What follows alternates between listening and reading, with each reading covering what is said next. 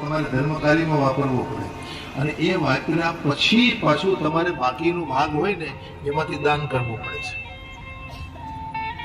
શિવ કથામાં તો એવું લખ્યું છે કે જે વ્યક્તિ દાન નથી કરતો ને એનું ધન ખોટે માર્ગે જતો રહેશે.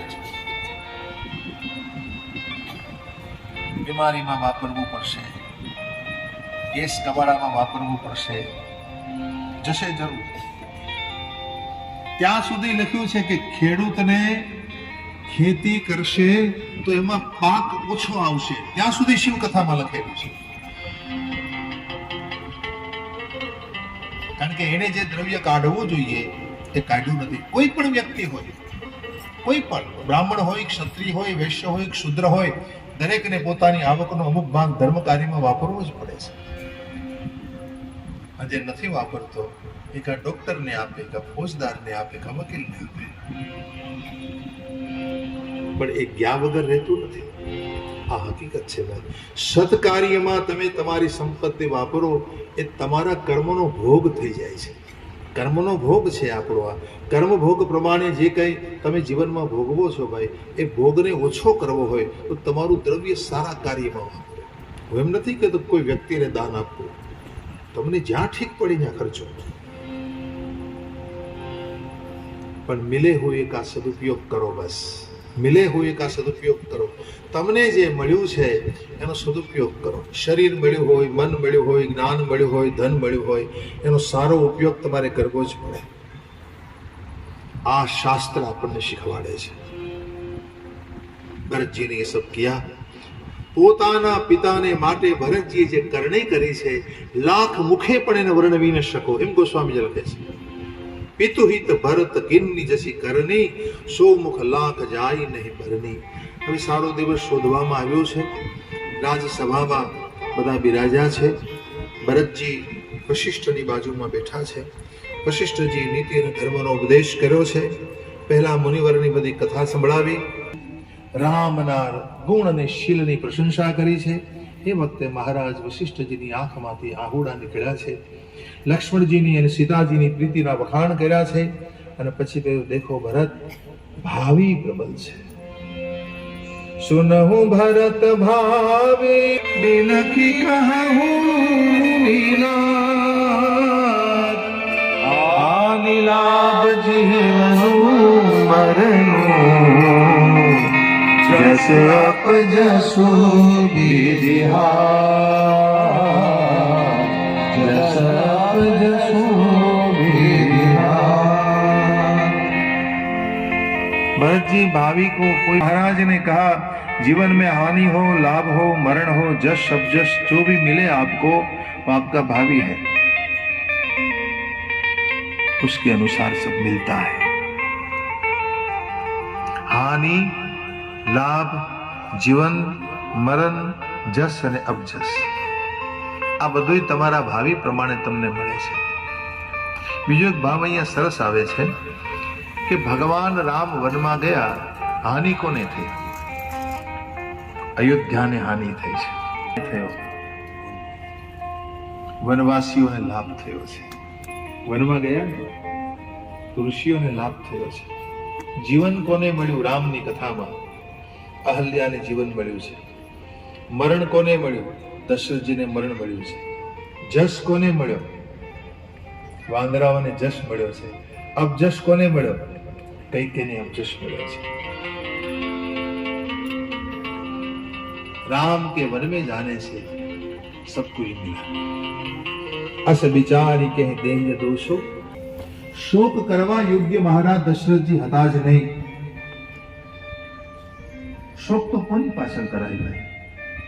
જે ધર્મનું પાલન ન કરતો હોય, જે વેદનું પાલન ન કરતો હોય, શાસ્ત્રોને ન માનતો હોય, શ્રુતિઓને ન માનતો હોય, મા બાપની સેવામાં જેની રુચિ ન હોય, પોતાનું કર્તવ્ય નિભાવતો ન હોય, તો આવા બધા મરે તો એની પાછળ તમે ખરખરો કરો, એની પાછળ તમે શોક કરો, એ બરાબર છે. મહારાજ શોચનીય નથી. મહારાજ દશરથજીની પાછળ શોક ન કરો. દશરથજી સર્વ પ્રકારે બળભાગી છે. આટલું કહીને પછી બોલ્યા છે, એની આજ્ઞાનું તમારે પાલન કરવાનું છે. મહારાજે તમને રાજપદ આપ્યું છે.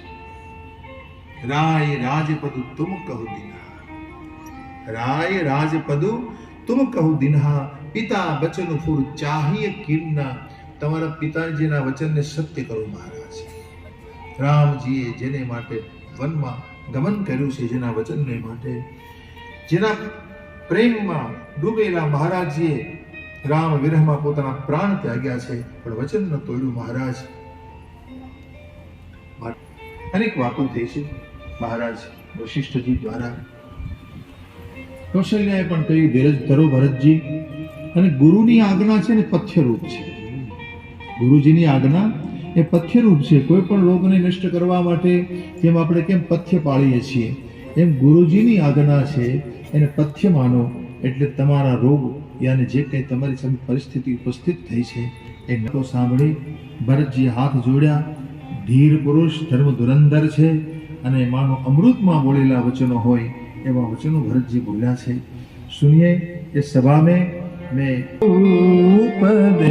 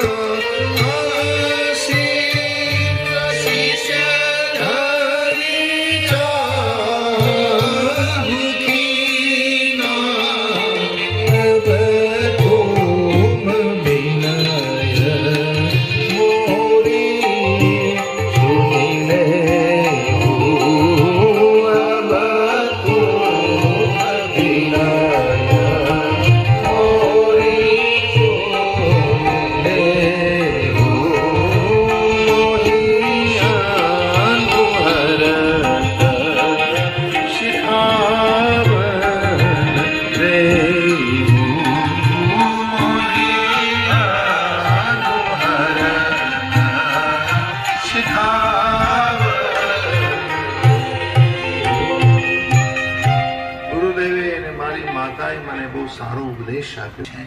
હું જરૂર મારા પિતાજીની આજ્ઞા મારા મસ્તક ઉપર ચડાવું. બીજું કે તમે બધા મારું હિત કરનારા છો, બધાએ હિતની જ વાત કરી છે અને મને રાજા બનવામાં ખૂબ મદદરૂપ બન્યા છો. તમારી આજ્ઞા હું ન માનું તો મારો બધો ધર્મ જતો રહે, મને ખબર છે. તમે સાંભળો, તમારી વાત તમે સાંભળી. ભરતજી કહે તમારે મારું વિનય સાંભળવું પડે. તમારી સામે ઉત્તર આપવું એ તો બરાબર ન કહેવાય. મને મારો અપરાધ ક્ષમા કરજો, પણ દુખીના દોષ જોવાતા નથી. કોઈ માણસ દુખી હોય ને ભાઈ, એના દોષ ન જોવાય. દુખી વ્યક્તિ હોય ને એની વાત તમારે સાંભળવી પડે છે. ભરત કની દીખ મન માહી. હવે મારી વાત, મારો વિનય સાંભળો. મેં મારા મનમાં અનુમાન કર્યું અને મને સમજાયું કે આન ઉપાય મોર હિત નાહી. બસ આના સિવાય વીરતીબેનો બ્રહ્મ વિચાર. સરોજ શરીર બાદી બહુ ભોગા. દેખો, શરીર બીમાર હોય તો બધા ભોગ નકામા છે. તમારું શરીર બીમાર પડે, ગમે એટલા ભોગ હોય તો શું કામના? એ તમે ભોગવી નહીં શકો. શરીર બીમાર હોય તો બધા ભોગ નકામા છે. એવી રીતે બિનુ હરિભક્તિ જાય જપ જોગા. જો તમારામાં ભક્તિ ન હોય, હરિભક્તિ ન હોય તો જપ અને જોગ તમે ગમે એટલા કરશો એ બધા વ્યર્થ જશે, નકામા જશે. જાય જીવ બિનુ દેહ સુહાય. શરીરમાંથી જીવ નીકળી જાય તો જેમ શરીરની કોઈ શોભા ન રહે, તેમ સીતારામ વગરનું મારું જીવન નકામું છે. મારા જીવનની કોઈ શોભા નથી જે જીવનમાં સીતારામ ન હોય. એટલે હું આપને વિનવું છું, મને આજ્ઞા કરો મહારાજ. મારી વિનંતી સાંભળો. રાજ્ય તો કોઈ ધર્મશીલ વ્યક્તિને આપવાનું હોય. રાજી કોને આપે માણસ? ભરતજી બોલે છે કોઈ ધર્મશીલ માણસ હોય એના હાથમાં રાજ જવું જોઈએ. અરે મેં તો મારા રામને વન આપ્યું છે, મારા કારણે મારા રામને વનમાં જવું પડ્યું છે. અને મારી માતા કોણ છે જુઓ તો ખરા. મારી માતાએ જે માતાએ રામને વનવાસ આપ્યો અને જેને કારણે મહારાજાએ પોતાના પ્રાણ ગુમાવવા પડ્યા, એ તો મારું કારણ છે. મારી માતાએ મારું કારણ છે. સિદ્ધાંત છે કે કારણથી કાર્ય કઠિન હોય છે. કારણથી કાર્ય કઠિન હોય છે. કારણ કઈ કઈ છે, હું એનું કાર્ય છું. માટે તમારે મારી વિનંતીને માન્ય રાખવી પડશે. ગુરુ વિવેકના સાગર છે, એમનો બસ એક વિનય છે. એક આંક મારા મનમાં જે છે, એક જે વિચાર મારા મનમાં આવ્યો છે, એટલો જ સવાર થાય અને તરત જ મારે રામ દર્શન કરવા માટે જવું છે. પ્રાતઃ હવે પ્રભુ તમારે બધાએ મને સહયોગ કરવાનો છે. આ મારા મનની ઈચ્છા પૂર્ણ કરો. એની વાત સાંભળતા દરેકની આંખમાંથી અશ્રુની ધારા વહે છે. ભરતજીનો શીલ, એનો સંકોચ, એનો વિનય, ધર્મ પ્રત્યેની અભિલાષા, રામ પ્રત્યેનો એનો પ્રેમ, આ બધું નિહાળી સભામાં બેઠેલા તમામે તમામ લોકો ભાવથી જોઈ રહ્યા છે. આમાં ગોસ્વામીજી એક બહુ સરસ વાત લખે છે કે ભરતજીના શબ્દો જેમ કોઈ મંત્ર હોય, મંત્રની આગળ તમે બીજ લગાડી દો એટલે મંત્ર બળવાન થઈ જાય. આ મંત્ર શાસ્ત્રનો નિયમ છે. મંત્રની આગળ તમે બીજ મંત્ર લગાડો, માની લો કે આપણે ત્યાં શાસ્ત્રોમાં બીજ મંત્રો છે, ઓમ એંગ રીંગ ક્લિંગ ચામુંડાઈ વિચ્ચે, આ નવાર્ણ મંત્ર તમે બોલો, અથવા તો ઘણા બધા બીજ મંત્રો છે. એમ મંત્ર બીજ મંત્રથી જેમ જાગી ઉઠે, એમ ભરતજીના વચનોથી દરેકની ચેતના જાગવા લાગી છે. ભરતજીના મંત્રો, ભરતજીની વાતો એવી છે, લોગ વિયોગ વિષમ વિષ દાગે મંત્ર સાગે. મંત્ર સબીજ, એમ બીજ વાળો મંત્ર કેમ એકદમ જાગી જાય છે, કામ કરવા લાગે છે, એમ ભરતજીના વચનોથી દરેકના હૃદયમાં ઉત્સાહનું જાગરણ થયું છે. શોક મટ્યો છે, બધાની શાંતિ થઈ છે. લોકો ભરતજીની સરાહના કરે છે અને બોલે છે, આહા હા, ભરત તો રામ પ્રેમની મૂર્તિ છે. ભરત હિ કહી સરાહી સરાહી, ભરત હિ કહી સરાહી સરાહી, રામ પ્રેમ મૂર્તિ તનુ આહી, રામ પ્રેમ મૂર્તિ તનુ આહી. तात भरत अस काहे न कहेवो, तात भरत अस काहे न कहन, राम प्रिय अहू प्राण समान, राम प्रिय अहू अपनी जड़ताई, तुम ही सुगाई मातु कुटिलाई, तुम ही सुगाई मातु कुटिलाई. ભરતજીની સરાહના કરી છે, રામ પ્રેમની મૂર્તિ છે. અને ભરતના મુખમાંથી આવા જ વચનો નીકળે ને રામને કેટલા બધા પ્રિય છે અને એને રામ કેટલા પ્રિય છે. કરોડો પુરુષોમાં એકાદો એવો હશે જે ભરત જેવો હોય. દેખો, ભરતજી એક એવું વ્યક્તિત્વ છે, અમુક વ્યક્તિત્વ એવા જ સર્વકાલિક હોય. કોઈ પણ મહાપુરુષ કોઈ મહાનતાને પામે તો કોઈ એને 2 વર્ષ યાદ રાખે, કોઈ 5 વર્ષ યાદ કરે, કોઈ 50 વર્ષ, કોઈ 100 વર્ષ, કોઈ 200 વર્ષ, કોઈ 500 વર્ષ, કોઈ 1000 વર્ષ, કોઈ 2000 વર્ષ. આજે લાખો વર્ષો થયા. ભરતના ચરિત્રને હજુ આપણે એટલા જ આદરથી ગાઈએ છીએ. આજે લાખો વર્ષ થયા, રામચંદ્રજી હજુ ભૂલાતો નથી, હૃદયમાંથી જતો નથી. તો આ સર્વકાલિક વ્યક્તિત્વ કહેવાય. દેશ અને કાળથી જે પર બની ગયા છે. ગમે તે દેશમાં, ગમે તે કાળમાં એના વ્યક્તિત્વના ગુણગાન ગવાતા હોય છે. આ બધા આવા ચરિત્રો છે જેને પગલે ચાલવાથી જીવનું પરમ કલ્યાણ થતું હોય છે. દરેકના હમ સુબહ હોતે હી ચલેંગે. અને આ પ્રકારે શોક સાગરમાં ડૂબેલા વધી રહ્યો છે. હવે રાત્રિ ક્યારે વીતે અને ક્યારે સવાર પડે એની બધા ચિંતા કરે છે. ભેગા મળીને વાતો કરે છે કે હવે સવારમાં આપણે કઈ રીતે જવું, ક્યાં ક્યાં વાહનો લેવા, હાથી ઘોડા ઉપર, કોઈ રથમાં, કોઈ ચાલીને, કોઈ પગપાળા જશે, કોઈ વેલડામાં બેસીને જશે, કોઈ હાથી ઉપર, કોઈ ઘોડા ઉપર. તો એવા બધા બિલક વાહનો જે કંઈ છે બધા પસંદ કરવાના છે. તો રાત્રિના વાતચીત થઈ છે. ભરતજી બધાને પોતાની પાસે બોલાવીને કીધું અને બધા વાતો પણ કરે છે કે ભાઈ આ જેટલી સંપત્તિ તમારી પાસે છે એ બધી ભગવાનને માટે છે. જરવશો સંપત્તિ સદન સુખું સુરદ માતુ પિતુ ભાઈ સન્મુખ હોત નો રામપદ કરે ન સહ સહાય. રામચંદ્રજીનું પદ જો સામે ન હોય તો સંપત્તિ શું કામની છે. માટે આપણે બધાએ બધું જ છોડી રામ દર્શન માટે ભરતજી જેવા સંત સાથે જવાનું છે. ઘેરે ઘેરે બધા વાહનો સજાવવા લાગ્યા છે. દરેકના હૃદયમાં હર્ષ થયો છે. ભરતજી મનમાં વિચાર કર્યો છે પોતાને ઘેર જઈ કે આ નગરને મારે એમને ઉઘાડો મૂકી ન જવાય. આ આખી સંપદા છે રામચંદ્રજીની છે, બધું જ રામનું છે અને રામનું જેવું છે એવું મારે એને સોંપવું જોઈએ. માટે જો જતન કર્યા વગર જતો રહીશ તો એ ઠીક નહીં. અને એટલા માટે એમણે સારા સેવકોને, હિતકારી સેવકો હતા એને બધાને બોલાવીને શિખામણ આપી છે કે દેખો તમારે બધાએ ધર્માનુસાર આ અયોધ્યાની રક્ષા કરવાની છે. દરેકનો ધર્મ છે કે પોતાના રાજ્યની રક્ષા કરવી. દરેકને કાર્યો સોંપી રામ માતા પાસે જાય છે ભરતજી. માતા એકદમ આર્ત બન્યા છે ભરતજીને નિહાળી. ચકવો ને ચકવી સવારની રાહ જોવે ને એમ સવાર પડવાની રાહ જોવા લાગ્યા છે. ચક ચક્કી જેમ પૂર્ણ ચાહત પ્રાત જહાં કર સબ દિશી ભયું બિહાના. સવાર પડ્યું છે. ભરતજી સચિવોને બોલાવ્યા છે અને વિનંતી કરી દેખો મહારાજ સવારમાં આપણે જ્યારે જઈએ ત્યારે તિલકનો સામાન સાથે લઈ લેજો. રામને હું વનમાં તિલક કરીશ. કહે હું લેવું સબ તિલક સમાજો નહીં દેવ મુનિ રામ હી રાજો.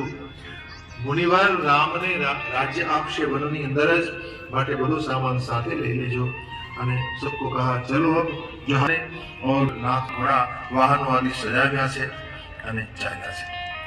अब देखो અહીં એક બહુ સરસ ભાવ છે.